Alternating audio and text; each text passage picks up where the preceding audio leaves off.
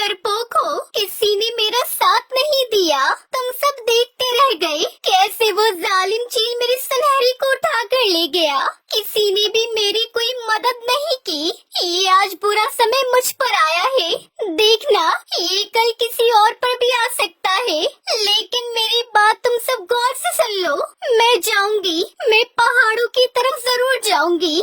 मेरा दिल कहता है मेरी सुनहरी जिंदा है।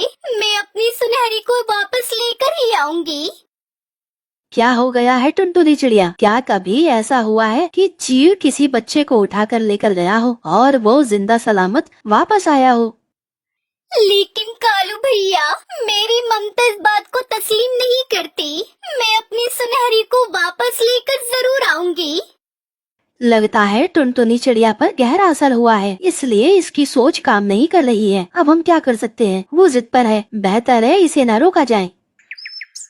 टुनटुनी चिड़िया अपनी बेटी सुनहरी के साथ हरी घास के घर में रहती थी। उसकी बेटी सुनहरी को चील उठाकर ले जाता है, लेकिन वो इस बात को मानने से इनकार करती है कि उसकी बेटी को वो चील खा गया है। ना जाने उसका दिल क्यों कह रहा था कि उसकी बेटी जिंदा है। फिर टुनटुनी चिड़िया अकेले ही अपनी बेटी की तलाश में पहाड़ों की तरफ चली जाती है। उड़ते उड़ते टुनटुनी चिड़िया बहुत दूर निकल जाती है। सारा दिन सफर करने के बाद वो बहुत थक जाती है और एक पेड़ पर बैठ जाती है।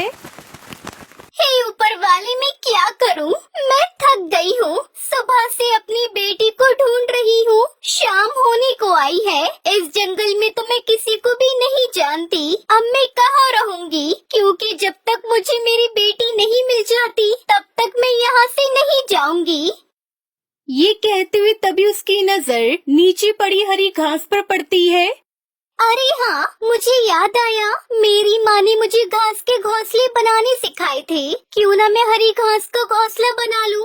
वैसे भी मैं अपने जंगल में हरी घास के बनाए हुए घर में ही तो रहती हूँ। ये कहकर टुनटुनी चिड़िया नीचे पड़ी हरी घास से अपना हरी घास का घर बनाने लगती है। कुछ देर की मेहनत के बाद वो वहाँ पर एक सुंदर सा हरी घास का घर बनाकर तैयार कर लेती है। उसी के पास में एक दूसरे पेड़ पर बंटी कबूतर अपनी पत्नी के साथ रहता था। वो टुनटुनी को वहाँ देखकर उससे पूछता है, चिड़िया बहन, लगता है किसी और जंगल से आई हो, जो इतनी मेहनत से तुमने अपना हरी घास का घर तैयार किया है।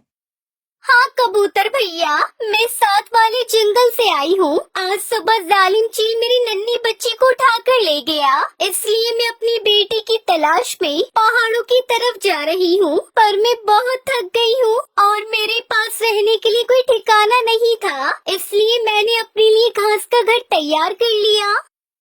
चिड़िया बहन, मुझे ये जानकर बहुत दुख हुआ, लेकिन वह जालिम चील उस नन्ही जान को तो खा गया होगा। नहीं बंटी भैया, ऐसा नहीं हो सकता। मेरा दिल कह रहा है मेरी बेटी सुनहरी जिंदा है।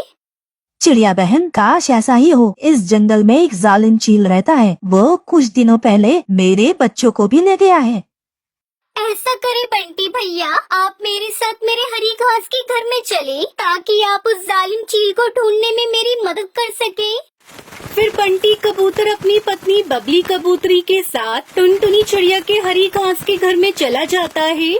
चिड़िया बहन, तुम्हारा दर्द हम खूब जानते हैं, क्योंकि ये दर्द हमने भी सहा है। लेकिन हकीकत यही है कि तुम्हारी बच्ची अब जिंदा नहीं होगी।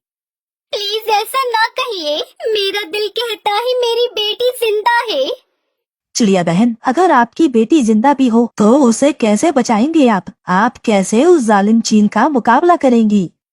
मैं उस जालिम चील से मुकाबला करूंगी। मैं मर भी गई तो अपनी बच्ची को उसके चंगुल से जरूर बचाऊंगी। ठीक है चिड़िया बहन, हम दोनों भी आपकी मदद करने के लिए तैयार हैं। सुबह होते ही वो तीनों पहाड़ों की तरफ निकल जाते हैं। ऐसा करो, तुम दोनों इस पेड़ पर बैठो, मैं तब तक देख कर आता हूँ। ये कहकर बंटी कबूतर चीलों के अड्डों पर पहुँचता है।